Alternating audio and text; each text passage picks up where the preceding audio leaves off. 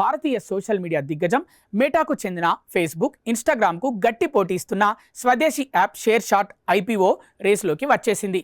Share chat ఇంకా short video platform Moj parent company అయిన Mohalla tech వచ్చే ఏడాదిలో పబ్లిక్ ఇష్యూకు వచ్చేందుకు గ్రౌండ్ వర్క్ సిద్ధం చేసుకుంటుంది. గ్లోబల్ మార్కెట్ రిపోర్ట్స్ ప్రకారం ఈ ఐపీఓ ద్వారా కంపెనీ ఏకంగా $400 మిలియన్ వరకు నిధుల్ని సమీకరించాలని ప్లాన్ చేస్తోంది. ఇది భారత కరెన్సీలో చూస్తే దాదాపు 3,800 కోట్లకు పైగా ఉంటుంది. ఇటీవలే తమ కంపెనీ కార్యనిర్వహణ పరంగా లాభదాయకంగా మారిందని సంస్థ chief financial officer Manohar Charan చెప్పారు. రానున్న 4 లేదా 5 త్రైమాసికాల్లోనే లిస్టింగ్ చేయాలని లక్ష్యంగా పెట్టుకున్నట్లు బ్లూంబెర్గ్ న్యూస్కు ఇంటర్వ్యూలో కీలక విషయాలు వెల్లడించారు.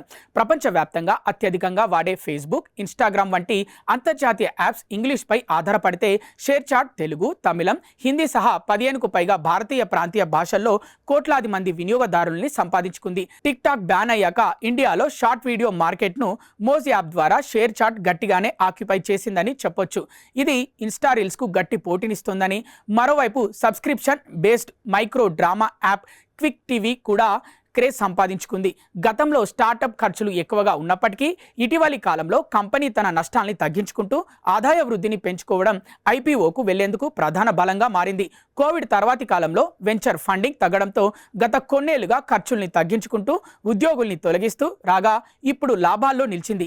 ఇదే సమయంలో లాభదాయకం కానీ ప్రొడక్ట్స్ జోలికి వెళ్లకుండా ప్రతి వినియోగదారులకు సేవలు అందించేందుకు అయ్యే ఖర్చు కంటే ఆదాయం ఎక్కువ ఉండేలా చూసుకుంటోంది.